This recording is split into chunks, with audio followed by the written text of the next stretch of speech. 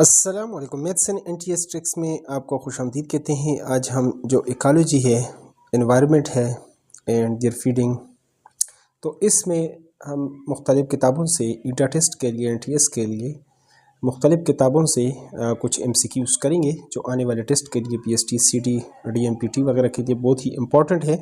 तो चलो स्टार्ट कर लेते हैं। यहाँ पर हमारे पास जो पहला एमसीक्यूज़ है, living place of an organism is called habitat, environment, ecosystem, species.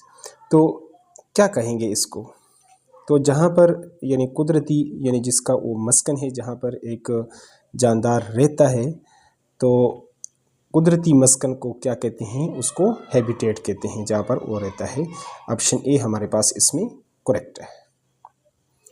दूसरा एमसीक्यूज है, many food chain unites to make a dish. ये क्या बनाते हैं? तो ये क्या बनाते हैं? जो many food chains unite to make a food cycle बनाते हैं, फूड वेब बनाते हैं, फूड पिरामिड बनाते हैं और मेगा फूड चेन बनाते हैं। तो बहुत सारी यानी ग़ज़ाई जो है जंजीर मिल के यूनाइट होके फूड चेन, ग़ज़ाई जंजीर उसको कहते हैं। तो ये क्या बनाते हैं? ये ग़ज़ाई जाल बनाते हैं, फूड वेब बनाते हैं। ऑप्शन बी इसमें हमारे पास करेक्ट है। यहाँ पर जो अगला एमसीक्यूज़ है, an animal that feed on plant is called. जो प्लांट पर गुजारा करते हैं, प्रोड्यूसर खिलाएंगे, प्राइमरी कंज्यूमर खिलाएंगे, सेकेंडरी कंज्यूमर खिलाएंगे और डिकम्पोज़र को खिलाएंगे।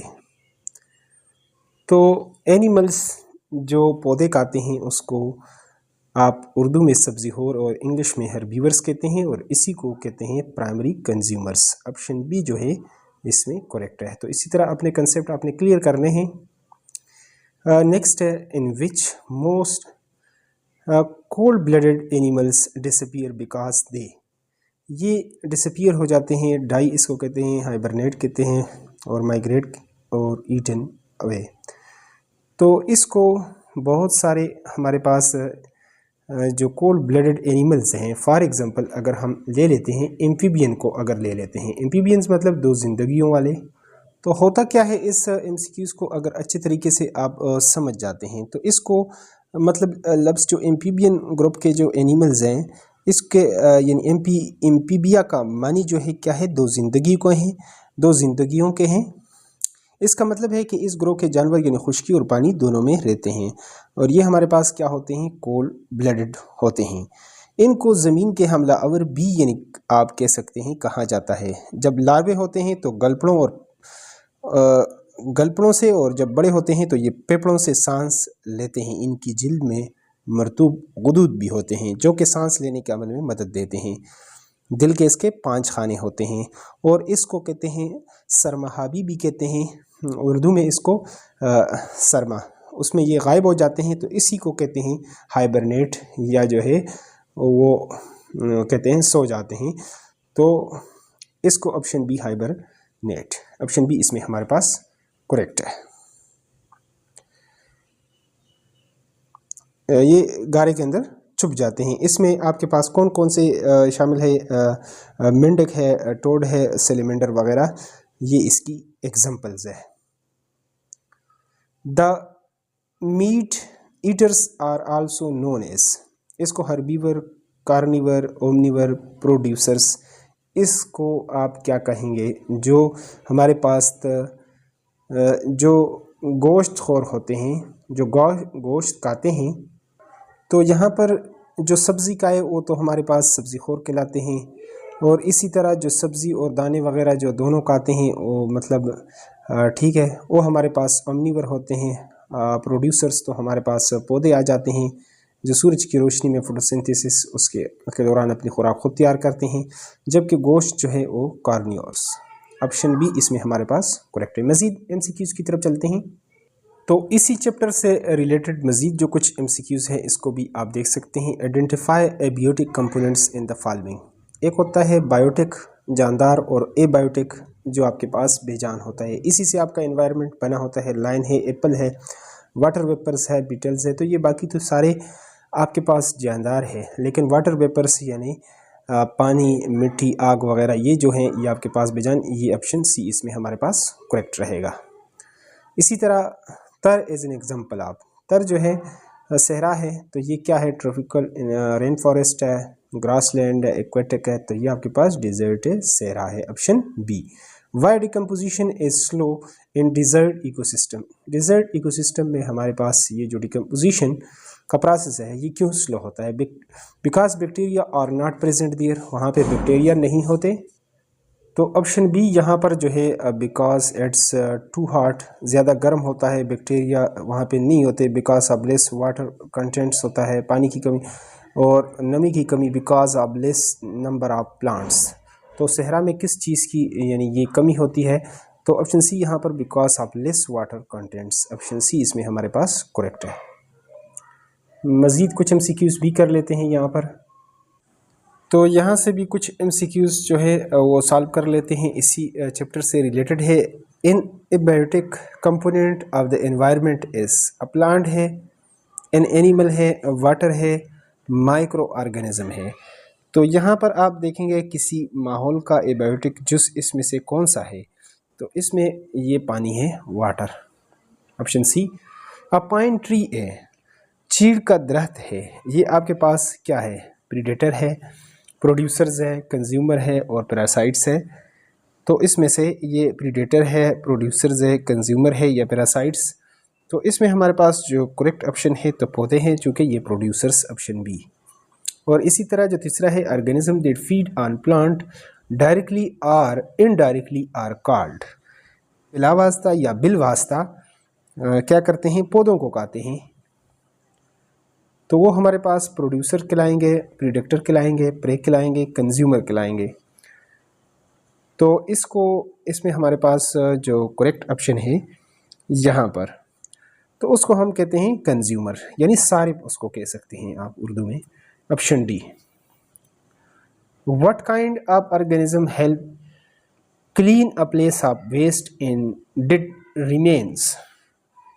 किस किस्म के जानदार किसी मकाम को मुर्दा और फालतू अशिया से साफ करने में मदद देते हैं? तो ये कौन से होते हैं?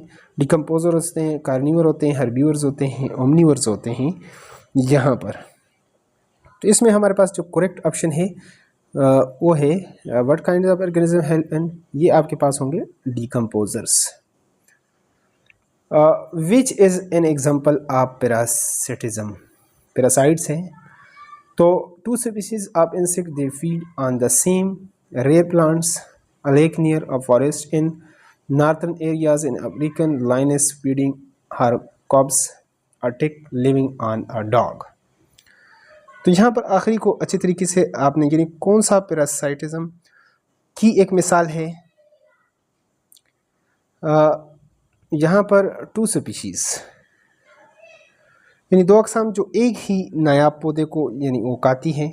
दूसरा ऑप्शन यहाँ पर शमाली इलाकों में जंगल के करीब एक झील यानी lake near a forest in northern area. तीसरा है an African lions feeding on her cubs, यानी अपने बच्चों को जो दूध पिलाती एक शेरनी, अफ्रीका की लाइनस शेरनी फीडिंग हर कब्स, छोटे बच्चों को। और जो चौथा है टिक लिविंग ऑन अ डॉग, यानी कुत्ते के जिस्म पर पाई जाने वाली चीचड़ी, ये जो है ये इसकी एग्जांपल है, ऑप्शन डी इसमें हमारे पास करेक्ट है। अगले एमसीक्यूज की तरफ चलते हैं। अगला एमसीक्यूज है हमारे पास इन इकोसिस्टम में हमारे पास the energy flow is always, energy का जो फ्लो होता है वो कैसे होता है? बाई डायरेक्शनल, दोनों अतराफ में होता है, रेंडम होता है, रेंडमली होता है, डाउन एंड पिरामिड होता है और यूनी डायरेक्शनल होता है। तो असल में अगर पिरामिड को आप देख लें तो चूँकि एक महूती इस तरह एक त्रिकोण उसमें इसको बनाया जाता है और यहाँ पर मुख्तलिफ एनर्जी के लेवल्स हैं, ठीक है। तो इसमें ज़्यादा होती है इसमें, और इस तरह जितना आप ऊपर जाएंगे इतनी कम, या ऊपर से आप नीचे जाएंगे तो इतनी ये ज़्यादा होती जाएगी और यहाँ पर कम होती हैं। तो एक तो यहाँ पर जितना हम अगर ये नीचे जाएं तो एक ही डायरेक्शन में, या इधर से ऊपर जाएं, ठीक है, इस पिरामिड के अंदर, तो ये यूनी डायरेक्शनल है, एक ही डायरेक्शन में एनर्जी यानी फ्लो करती है। दूसरी तरफ जब डाउन अ पिरामिड, डाउन अ पिरामिड आप देखते हैं तो ये ज़्यादा होती है, लेकिन यहाँ पर सूटेबल ऑप्शन डी जो है वो ज़्यादा करेक्ट लगता है।